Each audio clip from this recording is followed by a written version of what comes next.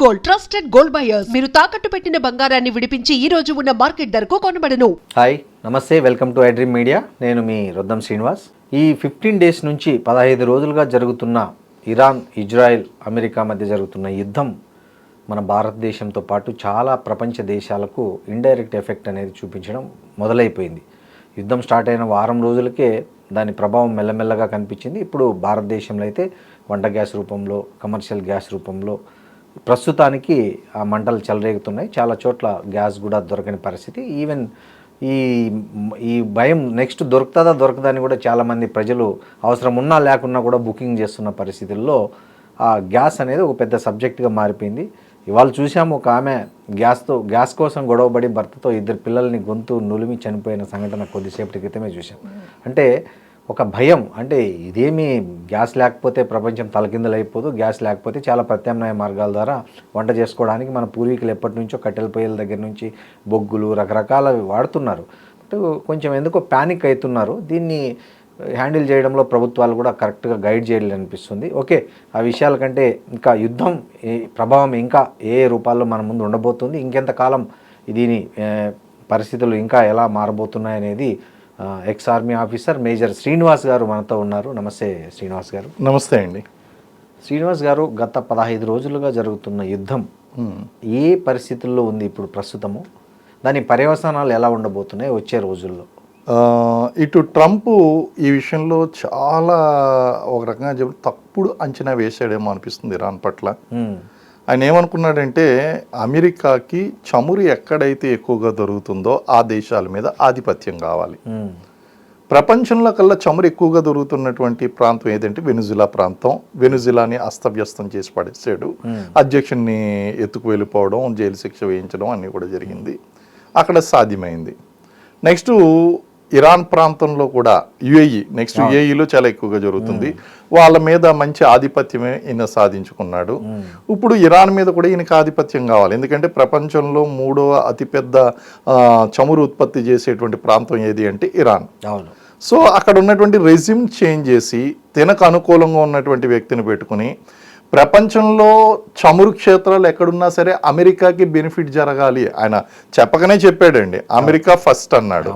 America first అంటే America నువ్వు ముందు ఉంచడం కోసం ఇతర దేశాల యొక్క ప్రగతిని, ఇతర దేశాల్లో ఉన్నటువంటి రాజకీయ పరిస్థితుల్ని అస్తవ్యస్తం చేసేస్తానంటే అది కుదరదు కదా. మనం ఏమి జంగ్లీ రాజులో లేము ఈరోజు, లేకపోతే ఆటవిక రాజ్యం అనేటువంటిది నడవడం లేదు. కనీస బేసిక్ అంతర్జాతీయ రాజకీయ నీతి అనేటువంటిది కూడా పాటించకుండా ఎక్కడ పడితే అక్కడ చమురు ఎక్కడైతే ఉన్నదో అక్కడ డామినేట్ చేయడం కోసం ఈయన ప్రభావం చూపిస్తున్నాడు. ఇరాన్ని చాలా తక్కువ అంచనా వేసాడండి. ఇరాన్లో ఇప్పుడు ఇరాన్ని టార్గెట్ చేయడానికి గల కారణం ఏంటి అంటే అక్కడ వీళ్ళు యురేనియం శుద్ధి కార్యక్రమం అనేటువంటిది ఏదైతే ఉందో అది పైకి చెప్పేటువంటి కారణం. అసలు కారణం ఏంటి అంటే అనేక శాంక్షన్స్ విధిస్తున్నాడు. ఆ శాంక్షన్స్ విధించి వీళ్ళని ఎలా అయినా గ్రిప్లో తీసుకుని రావాలి, వీళ్ళు చెప్పినటువంటి మాట ఉండాలి. ఎందుకంటే ఒకటి డాలర్ అండి, డాలర్తో పాటు ప్రపంచ ఆర్థిక గతిని నిర్ణయించేది ఏది అంటే చమురు బ్యారల్ రేటు. సో ఈ బ్యారల్ రేట్ని ఎలాగన్నా సరే కంట్రోల్ చేయాలి, చమురు ఉత్పత్తి ప్రాంతాలన్నీ కూడా ఇతని కంట్రోల్లో ఉండాలి అనేటువంటి ఉద్దేశంతో ఇక్కడ యుద్ధం ప్రారంభించాడు. ఇరాన్ని తప్పుడు అంచనా వేసి, తక్కువ అంచనా వేసి చావు దెబ్బతిన్నాడు అండి. ఒక రకంగా చెప్పాలి. ఈ 15 డేస్ యుద్ధంలో ఏ దేశానికి ఎంత నష్టం జరిగి ఉండొచ్చు మీ అంచనా ప్రకారం? ఇప్పుడు ఇరాన్కి అయితే సుప్రీం లీడర్ చనిపోయాడండి, తీరని నష్టం. ముస్తాబా ఖమేనీ కూడా గాయపడినట్టుగా చాలా బలంగా వార్తలు వీళ్ళు ఇస్తున్నారు. అయితే దీన్ని సైకలాజికల్ వార్ఫేర్ లో భాగంగా మనం ఏ విషయాన్ని కూడా చెప్పడానికి లేదండి. అసలు ఆయితుల్లా అలీ ఖమేనీ కూడా చనిపోయాడా, ఇప్పుడు అది కూడా మనం చెప్పడానికి లేదు. సైకలాజికల్ వార్ఫేర్ అండి ఇదంతా కూడా. మరి ఆ మాటకు వస్తే మరొక థియరీ కూడా వినిపిస్తుంది, మన బెంజమిన్ నెతన్యాహు కూడా లేడు, అసలు ఆయన కనిపించట్లేదు, దేశాల్లోకి వెళ్ళిపోయాడు, తలదాచుకున్నాడా, చనిపోయాడు, ఇలాగ రకరకాలైనటువంటి స్పెక్యులేషన్స్ నడుస్తూనే ఉన్నాయండి. కాబట్టి సరే, అమెరికా కూడా తనంతట తాను ఎక్స్ప్రెస్ చేసింది దాదాపు $1,00,000 కోట్ల ఖర్చు అయింది అని చెప్పేసి వాళ్ళు చెప్పడం అనేటువంటిది నిజంగా చెప్పాలి అంటే ఈ సమయంలో అమెరికా ఇంత నష్టపోయి సాధించింది ఏంటి? ఇరాన్ మీద ఆధిపత్యం సాధించిందా? సాధించలేదు. అక్కడ చమురు క్షేత్రాల మీద ఏమన్నా ఆధిపత్యం సాధించిందా? సాధించలేదు. రెజిమ్ని చేంజ్ చేయగలిగిందా? చేంజ్ చేయలేదు. అమెరికా ఫస్ట్ అన్నది ఎందులో ఫస్ట్ ఇప్పుడు ఆ విషయంలో? సో అక్కడ ఘోరంగా విఫలమైందండి. అమెరికా ఘోరంగా నష్టపోయింది. ఇరాన్ చూస్తే కనుక ఇరాన్కి కూడా తీవ్రమైనటువంటి నష్టం జరిగింది. ఇరాన్కి సరే బయట వినిపిస్తుంది, మనం చెప్పుకుందాం. సుప్రీం లీడర్ ఆయితుల్లా అలీ ఖమేనీ చనిపోయాడు. అలాగే ముస్తాబా ఖమేనీ గాయపడ్డాడు. అలాగే వాళ్ళ యొక్క ముఖ్యమైనటువంటి చమురు క్షేత్రాల మీద దాడి జరుగుతుంది. ప్రజలు అనేటువంటి వాళ్ళు ముందుగాను హ్యాపీగా లేరు. ఈవెన్ ఆయితుల్లా అలీ ఖమేనీ యొక్క పరిపాలన కూడా వాళ్ళు హ్యాపీగా లేరు. ఇప్పుడు హ్యాపీగా లేరు. ఇప్పుడు ప్రాణభయం అనేటువంటిది అప్పుడు ఉంది, ఇప్పుడు ఉంది. ఆ విధంగా కనుక చూసుకుంటే కనుక ఇరాన్కి తక్కువ నష్టం జరిగింది, అమెరికాకి ఎక్కువ నష్టం జరిగిందండి. ఇక లక్షల్లో విలువ చేసేటువంటి డ్రోన్స్ నాశనం చేయడం కోసం కోట్ల విలువ చేసేటువంటి మిజైల్స్ని అమెరికా వాడవలసినటువంటి అవసరం ఏర్పడుతుందండి. ఆ విధంగా కనుక మనం చూసుకున్నట్లయితే ఎక్కువ నష్టపోయింది ఎవరు ఈ యుద్ధంలో అంటే ప్రస్తుతానికి అమెరికానే అని చెప్పాలి. పైకి కళ్ళబోలి కబుర్లు ఎన్ని చెప్పినా సరే, మేము చాలా ఘోరమైనటువంటి బుద్ధి చెప్పామన్నా సరే, ఐఆర్జీసీ దళాలు ఎక్కడ వెనక్కి తిరగడం లేదు, వెనక్కి తగ్గడం లేదు. అలాగే పోనీ చర్చలు సాధిద్దామని చెప్పేసి అంటున్నారు. చర్చలు సాధిద్దాము అంటే అక్కడ ఉన్నటువంటి మసూద్ పెజెష్కియాన్ వాళ్ళ యొక్క అధ్యక్షుడు అండి, మసూద్ పెజెష్కియాన్, ఆయన పెట్టినటువంటి కండిషన్స్ ఏ విధంగా ఉన్నాయండి? 3 కండిషన్స్ పెట్టాడండి. ఆ కండిషన్స్ లో ఏమన్నాడు? జరిగినటువంటి నష్టానికి నష్టపరిహారం ఇవ్వాలి అన్నాడు. అలాగే ఇరాన్ యొక్క సహజబద్ధమైనటువంటి హక్కులు ఏదైతే ఉన్నాయో ఇరాన్ యొక్క హక్కుల్ని వాటిని గుర్తించాలి, జోక్యం చేసుకోకూడదు అన్నాడండి. మూడోది ఏమన్నాడండి? మనకి భవిష్యత్తులో అలాంటి దాడులు జరగకుండా ఉండడం కోసం హామీ ఇవ్వాలి, ఒక అంతర్జాతీయంగా ఒక హామీ ఇవ్వాలి అని చెప్పేసి. అసలు అమెరికా ఎక్కడైతే చమురు క్షేత్రాలు ఉన్నాయో అక్కడ ఖచ్చితంగా జోక్యం చేసుకుంటుంది. అలాగే ఈరోజు అమెరికా ఏ రోజు కూడా ఏ దేశానికి నష్టపరిహారం చెల్లించినటువంటి సందర్భాలు లేవు. అవన్నీ జరిగేటువంటి ఆల్రెడీ ఇంతకుముందు జిమ్మీ కార్టర్ ఇరాన్కు ఆల్రెడీ ఒక ఒప్పందం రాసిచ్చేట్టున్నాడు కదా సార్, చరిత్ర చూసుకుంటే. ఆ విధంగా చూసుకున్నా సరే వైలేషన్స్ అనేటువంటి జరిగినాయి కదండి. వైలేషన్స్ అనేటువంటి జరిగినాయి, okay, but it is nothing better than something is better than nothing అంటారు కాబట్టి దే షుడ్ బి. ఇప్పుడు ప్రస్తుత పరిస్థితుల్లో అయితే నెక్స్ట్ జిమ్మీ కార్టర్ ఒప్పందం జరిగినప్పటికీ, ఉల్లంఘన జరిగినప్పటికీ ఇప్పటికీ చాలా డేస్ సంవత్సరాలు తేడా వచ్చింది, పరిస్థితులు మారాయి. కాబట్టి ఆ ఒప్పందం అనేటువంటిది రాసిస్తే గనక ఖచ్చితంగా కొంతవరకు శాంతించవచ్చు ఇరాన్ అనేటువంటిది. కాకపోతే ఇరాన్ పర్సనల్గా తీసుకుందండి. ఎప్పుడైతే ఆయితుల్లా అలీ ఖమేనీ చనిపోయాడో దీనికి ఖచ్చితంగా మేము రివెంజ్ అనేటువంటిది తీర్చుకుంటాము, మా పగ తీర్చుకుంటాము, ట్రంప్ని చంపుతాము అని చెప్పి అమెరికా అధ్యక్షుని కాదు, ట్రంప్ నేను పర్సనల్గా చెప్పారు. సో ఆ విధంగా కనుక చూసుకున్నట్లయితే ఇక్కడ మనకి చమురు రాజకీయం కనిపిస్తుంది, ఎనర్జీ సెక్యూరిటీ అనేటువంటిది కనిపిస్తుంది. అలాగే అమెరికా సుప్రీమసీని స్థాపించడం కోసం ట్రంప్ చేస్తున్నటువంటి ప్రయత్నాలు, కుటిల రాజకీయాలు కనిపిస్తున్నాయి. అలాగే ఇరాన్ యొక్క మొండి పట్టుదల ఏదైతే ఉందో, వాళ్ళ ఆత్మాభిమానంతో కూడినటువంటి మొండి పట్టుదల, ఆ మొండి పట్టుదలతో మతతత్వం కూడా యాడ్ అయి ఉన్నది, ఆ యొక్క ఫెనటిజం అనేటువంటిది కూడా యాడ్ అయ్యి ఉంది. ఇవన్నీ కలిసినటువంటి ఇరాన్ యొక్క తత్వం అనేటువంటి సమస్యను జటిలం చేసింది. ఆయన ఇచ్చినటువంటి స్టేట్మెంట్ కూడా చూడండి, అమెరికా ఇచ్చినటువంటి స్టేట్మెంట్ 4-5 రోజుల్లో నేను యుద్ధాన్ని ముగించేస్తాను. ఓవర్ కాన్ఫిడెన్స్ అనాలా, అంచనా వెయ్యలేకపోవడం అనాలా, ఏమనాలో కూడా అర్థం ఇంకో మాట నేను ఇంకోటి పోస్ట్ చేశానండి. ఏంటంటే ఇరాన్ లొంగిపోవడానికి సిద్ధంగా ఉంది, కానీ నేను వాళ్ళ కండిషన్స్ కు నేను యాక్సెప్ట్ చేసే పరిస్థితిలో లేను అని ఏమో ఒకవైపు ట్రంప్ అంటున్నాడు. ఇంకోవైపు ఏమో ఎక్కడైతే కొత్త ఖమేనీ వచ్చారో ఐఆర్జీసీ వాళ్ళు ఏమంటున్నారంటే ఇంకో 10 ఏళ్ళైనా పోరాడగల సత్తా ఇరాన్ దగ్గర ఉంది, మేము పోరాడతాం తప్ప లొంగిపోమని వాళ్ళు అంటున్నట్లు వార్తలు వచ్చాయి. అవును. సో వీటిలో ఏది నిజం అనుకోవాలి జనం? సింపుల్ అండి. ఇప్పుడు మనకి ఆల్రెడీ మసూద్ పెజెష్కియాన్ ఇచ్చినటువంటి స్టేట్మెంట్ ఎవరైనా చూసిన వెంటనే దాన్ని ఏమైనా ఇంటర్ప్రిట్ చేస్తారు, వీళ్ళు సుముఖత వ్యక్తం చేస్తున్నారని. కానీ ఆ కండిషన్స్ చదివి వినిపించి ఇందాక చెప్పాను మీకు, ఆ కండిషన్ చెప్పినప్పుడు ఆ కండిషన్స్ పెట్టినటువంటి కండిషన్స్ లొంగిపోయే తత్వం కనిపించట్లేదు. నువ్వు అంగీకరించినటువంటి కండిషన్స్ నేను పెట్టాను అంటే లొంగేటువంటి ఉద్దేశం లేదు అని చెప్పచ్చు. ఈ కండిషన్స్ ఇచ్చారు కాబట్టి మేము లొంగిపోవాలని వాళ్ళు అనుకుంటున్నారని ట్రంప్ చెప్పచ్చు. కానీ ఆ కండిషన్లో ట్రంప్ ఒప్పుకుంటాడా ఫస్ట్ పరిహారానికి ఒప్పుకుంటాడా? ఎంతని కట్టిస్తారు ఏమని కట్టిస్తారు లేక అది జరిగేటువంటి అందుకే మేము ఒప్పుకోవట్లేదు అన్నాడు. అవును. సో ఆయన చెప్పినటువంటి స్టేట్మెంట్ కి అర్థం ఏంటి అంటే వాళ్ళు పెట్టినటువంటి కండిషన్సే ఒప్పుకోలేనటువంటి కండిషన్స్ అండి. ఒప్పుకునే కండిషన్స్ కాదు, ఒప్పుకోనటువంటి కండిషన్స్ పెట్టారు. కాబట్టి ఇది ముగింపు అనేటువంటిది అంత త్వరగా జరగదు. ఐఆర్జీసీ దళాలు ఏమన్నాయి, మాకు 10 సంవత్సరాల వరకు కూడా పోరాడే తత్వం ఉన్నది, అది ఎగ్జాగరేషన్ కాదు అంటాను. అవును. కారణం ఏంటి అంటే ఈ రోజు ఉక్రెయిన్ రష్యా విషయంలో ఏమనుకున్నారు, రష్యా లాంటి పెద్ద దేశం ఉక్రెయిన్ ని ఖచ్చితంగా చావు దెబ్బ కొడుతుంది అని చెప్పేసి అనుకున్నారు. ఇప్పుడు ఎవరిని చావు దెబ్బ కొడుతున్నారో అర్థం కానటువంటి పరిస్థితి రష్యా ఉక్రెయిన్ మధ్య నెలకొని ఉందండి. ఇరాన్ ఇరాక్ వార్లు గతంలో జరిగినటువంటి వార్ కనుక చూసుకుంటే 8 సంవత్సరాల పాటు జరిగిందండి. 8 సంవత్సరాల పాటు వార్ జరిగింది. అవును. అలాగే ఇజ్రాయెల్ కూడా చూడండి, చుట్టుపక్కలన్నీ 8 కంట్రీస్ ఉన్నప్పటికీ కూడా అది కంటిన్యూస్ గా ఏదో ఒక యుద్ధంలో పాల్గొంటూనే ఉంది, నిరంతరం దాడుల్ని ఎదుర్కొంటూనే ఉందండి. సో ఇది ఒక లాంగ్ రన్ స్ట్రాటజీగా మనం తీసుకోవచ్చు. ఐఆర్జీసీ దళాలకి ఇస్లామిక్ రెవల్యూషనరీ గార్డ్ కోర్ ఏదైతే ఉందో దానికి ఖచ్చితంగా ఆ విధమైనటువంటి సత్తా సామర్థ్యాలు ఉన్నాయి. ఇది లాంగ్ రన్ నడిచేంత సామర్థ్యాలు కూడా ఉన్నాయండి. అయితే అవుట్ రైట్గా ఎప్పుడు క్లోజ్ అయిపోతుంది యుద్ధం? వచ్చినటువంటి అధ్యక్షుని అలా చంపేస్తూ ఉండాలి అమెరికా. అవును. రెండోది ఏంటి అంటే వీళ్ళు B-2 బాంబర్ లాంటి భయంకరమైనటువంటి ఆయుధాలు ఏదైతే ఉన్నాయో బయటికి తీయాలి. వాటితో పాటు ఏమన్నా న్యూక్లియర్ లాంటి ఆయుధాలు ప్రయోగించాలి. అది ప్రపంచ యుద్ధానికి దారితీస్తుందండి. అవును. ఎందుకంటే అవి గనక బయటకు వచ్చినాయి అంటే ఇప్పుడు జరిగినటువంటి దాన్ని కేవలం మనకి దాడులు కనుక మీరు చూస్తే కనుక డ్రోన్ స్ట్రైక్స్ అవుతున్నాయి, ఎయిర్ స్ట్రైక్స్ అవుతున్నాయి. అవును. ఇంకా పదాతి దళం అనేటువంటిది, ఆర్మీ అనేటువంటిది గ్రౌండ్ లో దిగలేదు. అవును.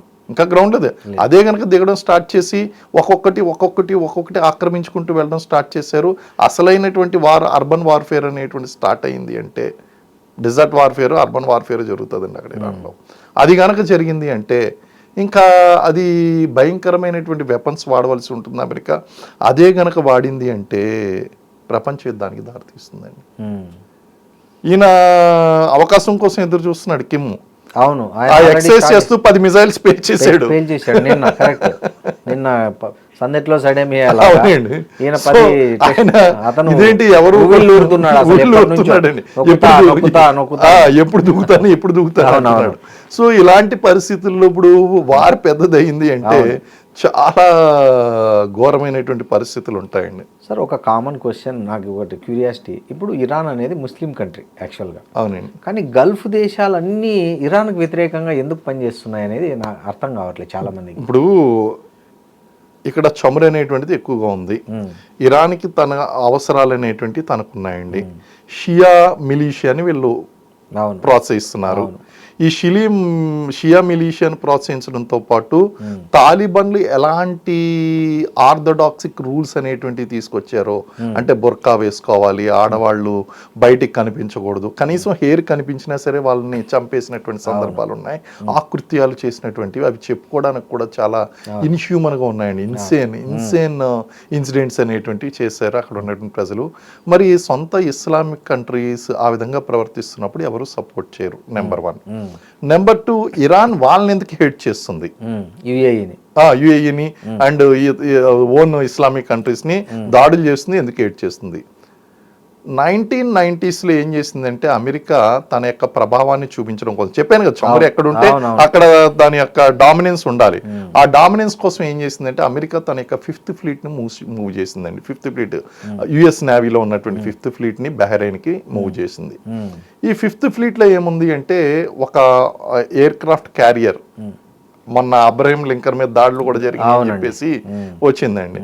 సో అక్కడ ఎయిర్ క్రాఫ్ట్ క్యారియర్ ఉంది. అలాగే ఒక 40 వెజల్స్ అండి, వార్ వెజల్స్ అవి ఉన్నాయి. అయితే దాంతోపాటు ఒక 20 నుంచి 25 వేల మంది సోల్జర్స్ని డిప్లాయ్ చేయగలిగే కెపాసిటీ, అలాగే ఆ గల్ఫ్ మధ్యప్రాచ్యంలో ఇంటెలిజెన్స్ని గ్యాదర్ చేసేటువంటి మొత్తం ఎక్విప్మెంటు, ఆ యొక్క కమాండ్ సెంటర్, ఇవన్నీ కూడా అక్కడ తరలించింది యుఎస్.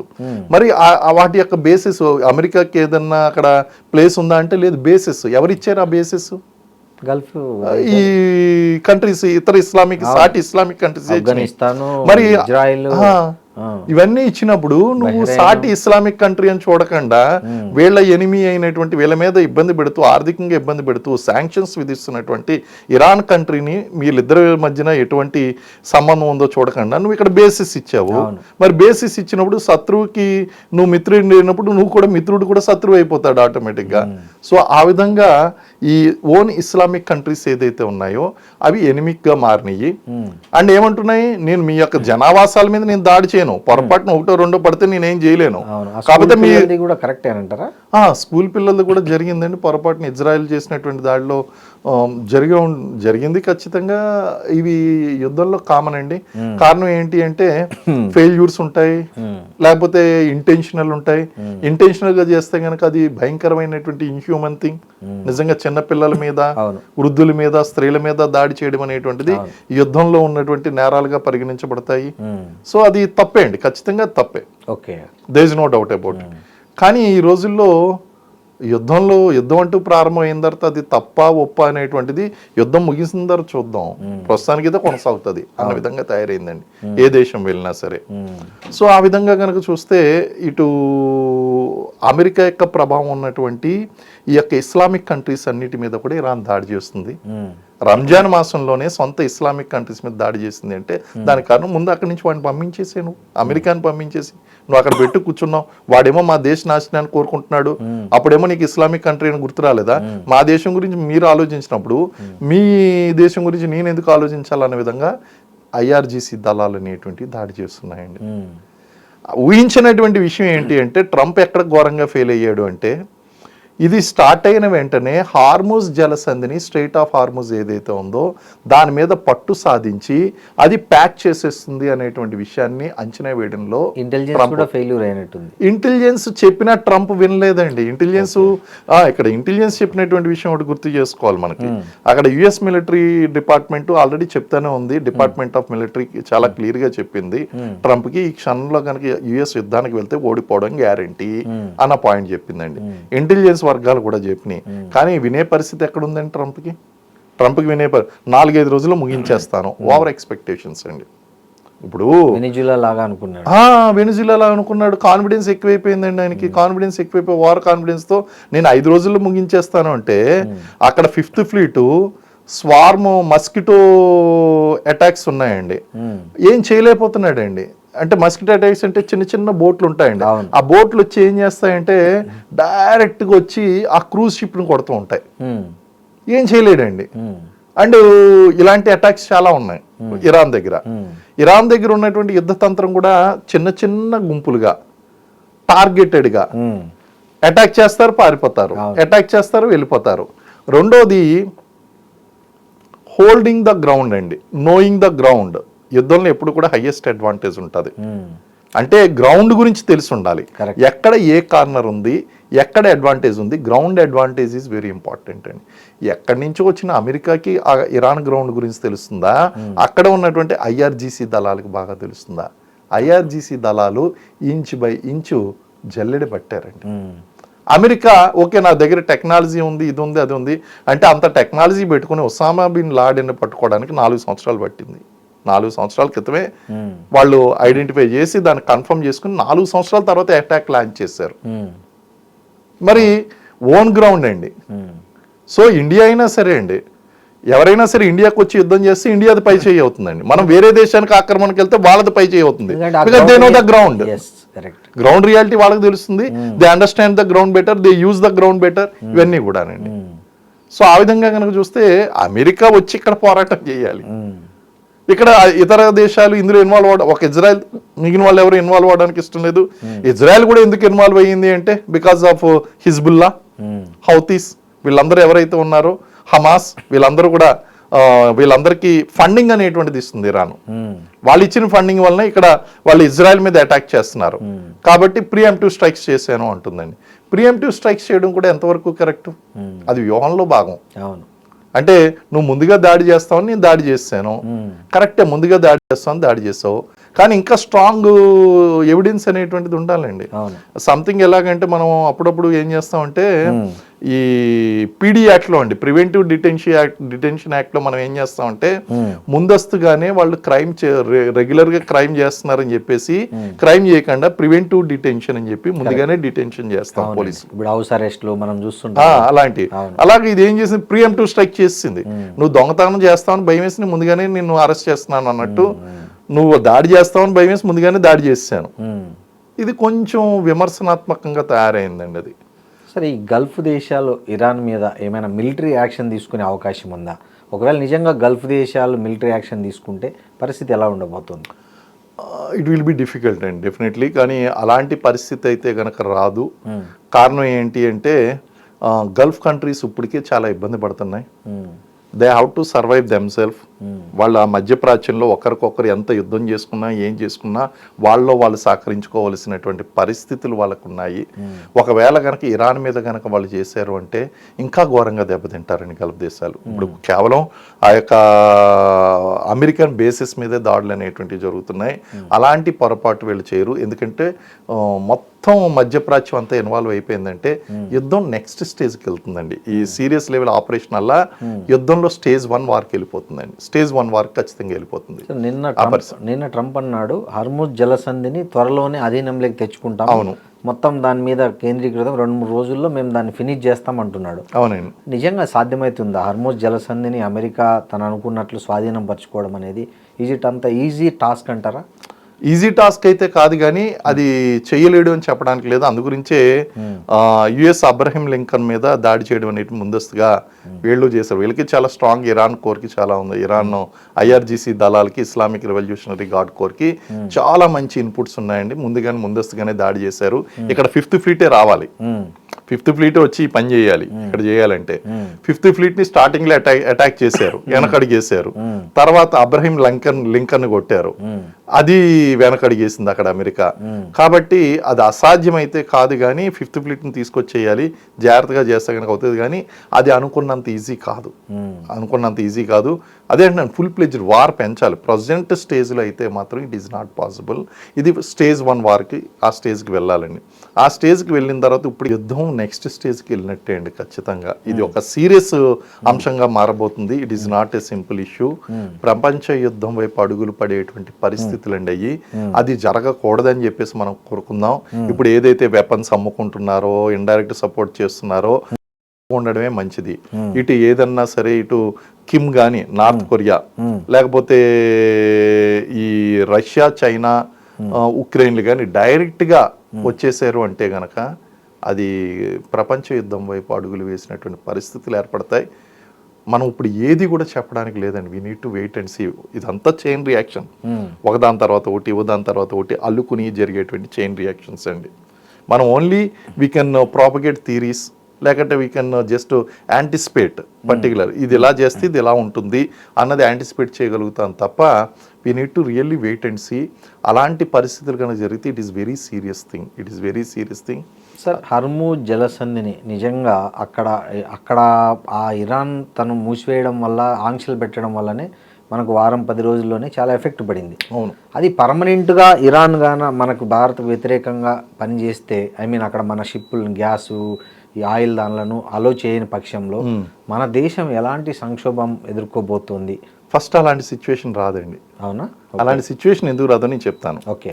కారణం ఏంటి అంటే మనకి భారతీయ షిప్పుల్ని మేము అడ్డుకోవడం లేదు, వదిలేరని చెప్తున్నారు. అడ్డుకోము అని చెప్పారండి.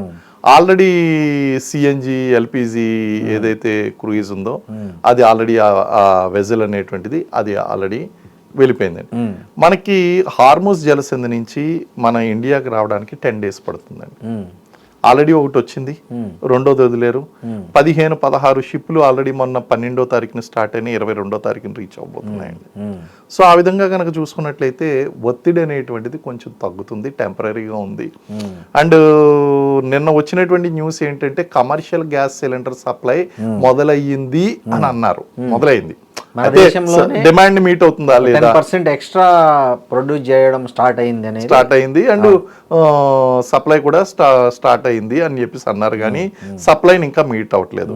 కానీ ప్రజెంట్ ఉన్నటువంటి కండిషన్స్లో మనకి ఈ యొక్క ఒత్తిడి అనేటువంటిది, ఎల్పిజి ఒత్తిడి అనేటువంటిది కేవలం అక్కడ హార్ముజ్ జలసంధి మూసివేయడం వలన మాత్రమే కాదు, ఓకే, ఆర్టిఫిషియల్ బ్లాక్ మార్కెటింగ్ అనేటువంటిది నడుస్తుందండి మన దగ్గర. Double రెండోది rate కి అమ్ముతున్నారు.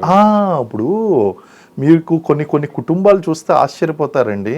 కొన్ని కుటుంబాల్లో ఫేక్ గ్యాస్ సిలిండర్లు పెట్టుకుని, ఎల్పిజి సిలిండర్లు పెట్టుకుని నెలకి 5-6 సిలిండర్లు తీసుకుని దాన్ని కమర్షియల్ గా హోటళ్ళకి అమ్ముకుని బతికేటువంటి కుటుంబాలు కూడా ఉన్నాయి.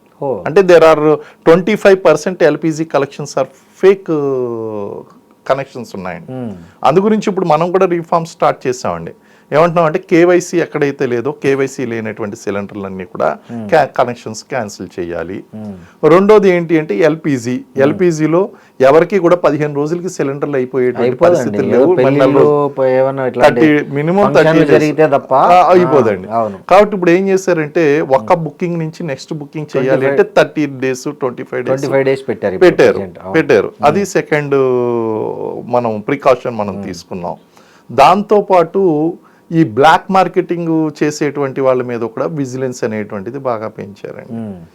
దేశీయంగా 10% ఉత్పత్తి అనేటువంటిది పెంచారు. అలాగే అక్కడి నుంచి రావాల్సినటువంటి షిప్పులన్నీ కూడా వస్తున్నాయి. సో ఆ విధంగా కనుక చూసుకుంటే what we have faced is ఇక్కడ దెబ్బ తగిలింది, వాచింది అంతే, కానీ ఈ చేతిని తీసేయవలసినటువంటి పరిస్థితి రాలేదు. అంటే సీరియస్ ప్రాబ్లం అనేటువంటిది మనకి రాకపోవచ్చు కూడా. అది మరీ మనకి తిండి లేనటువంటి పరిస్థితి కానీ, అంటే ప్యానిక్ అవుతున్నారు జనాలు, ప్యానిక్ అవుతున్నారు. వాళ్ళకి ఆల్రెడీ రకరకాల సమస్యలు ఉంటున్నాయి. మనకి స్టార్టింగ్ లో మీరు అన్నట్టు ఒక గృహిణి ఆత్మహత్య చేసుకుని పిల్లల్ని చంపేసి గ్యాస్ దొరకట్లేదంటే వాళ్ళకి అప్పుడే ఆల్రెడీ గృహ సమస్యలు ఉన్నాయి. ఈ ఒత్తిడి తట్టుకోలేక ఇవి యాడ్ ఆన్ అయినాయి ఖచ్చితంగా. కాకపోతే ఏంటి అంటే మనం గనక కొంచెం సంయమనం పాటించాలి. అండ్ ఇండక్షన్ స్టవ్స్ అనేటువంటివి ఇంక్రీజ్ చేయాలి, ఆల్టర్నేట్గా ఇండక్షన్. దానివల్ల పవర్ డిమాండ్ అనేటువంటిది పెరుగుతుంది, పవర్ సప్లై పెంచవలసినటువంటి అవసరం కూడా ఉంటుంది.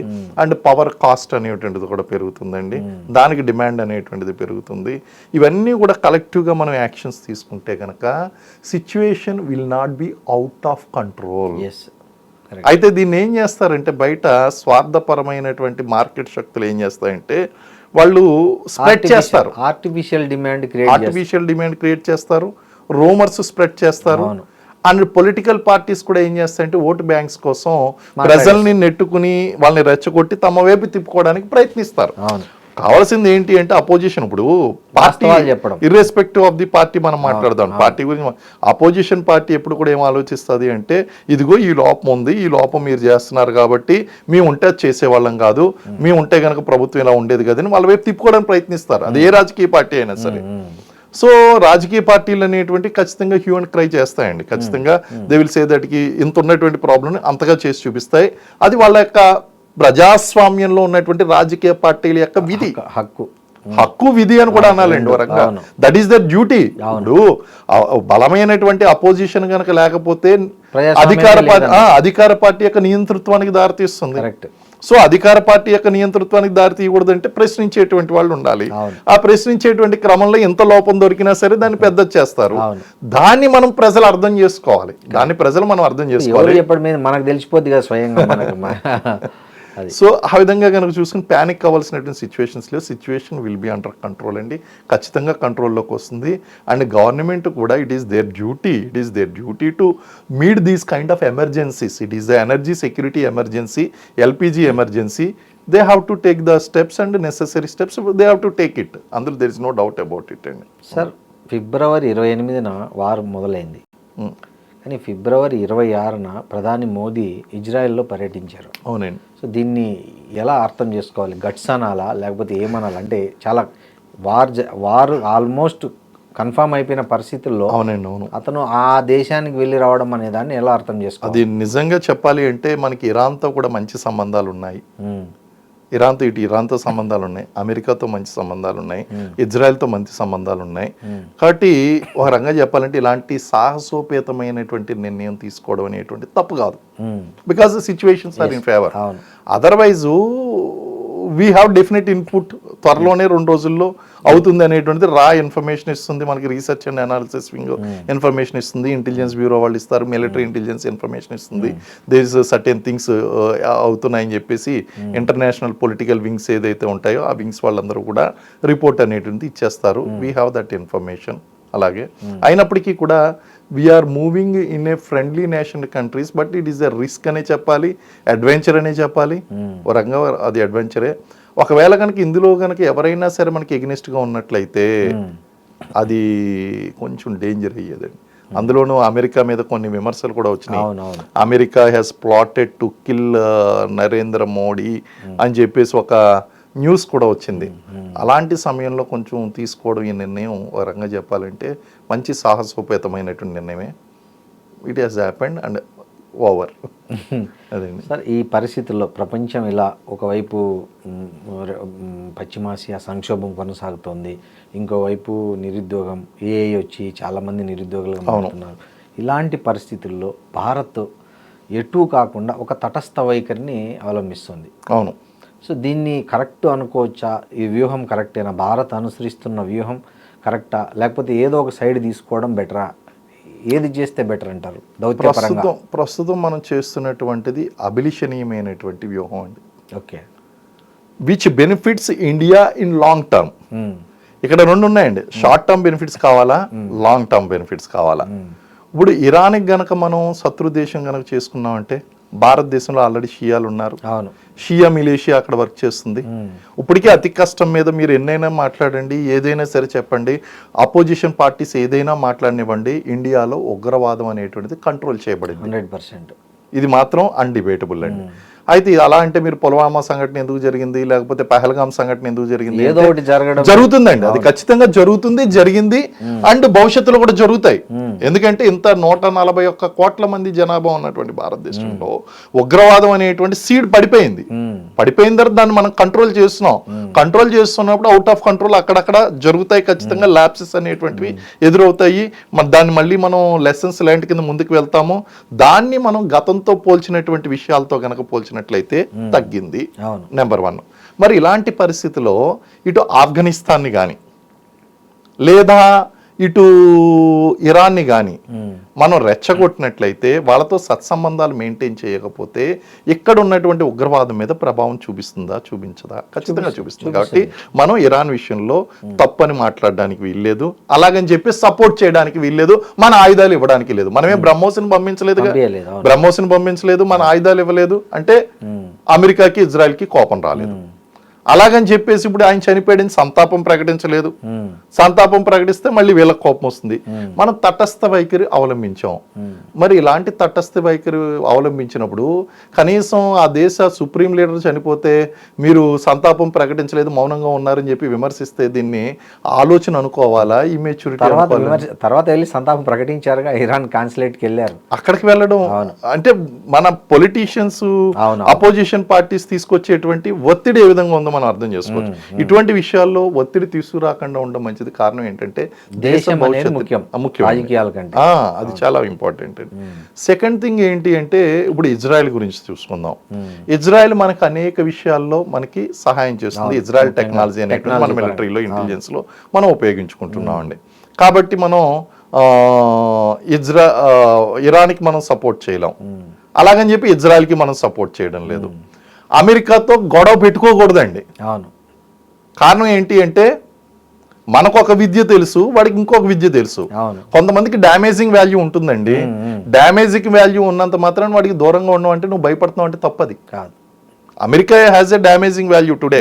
మీరు ఎన్నైనా మాట్లాడండి, అమెరికా కంట భారతదేశం కంట గొప్పని మీరు అంగీకరిస్తారంటే ఫ్యాక్ట్స్ తెలుసుకొని మాట్లాడాలి. టెక్నాలజీలో అడ్వాన్స్డ్ గా ఉందండి, దానికి తగినట్టుగా మనం మెలగాలి. ఇప్పటికే మన మీద ట్రేడ్ వార్ఫేర్ చేశాడు ట్రంప్. ఏ అధ్యక్షుడు లేనంత విధంగా ఘోరమైనటువంటి రిలేషన్స్ మెయింటైన్ చేశాడు. ఫ్రెండ్ అంటూనే ఎనిమిగా బిహేవ్ చేశాడు. అండ్ అతి కష్టం మీద అతను పెంచినటువంటి టారిఫ్స్ 30% 50% వెళ్ళిపోయినటువంటి టారిఫ్స్ ని 15% తీసుకొచ్చాం. Still it is high. Yes, still it is high. 0 ఉన్నింది 15 15 అయింది. Still it is high.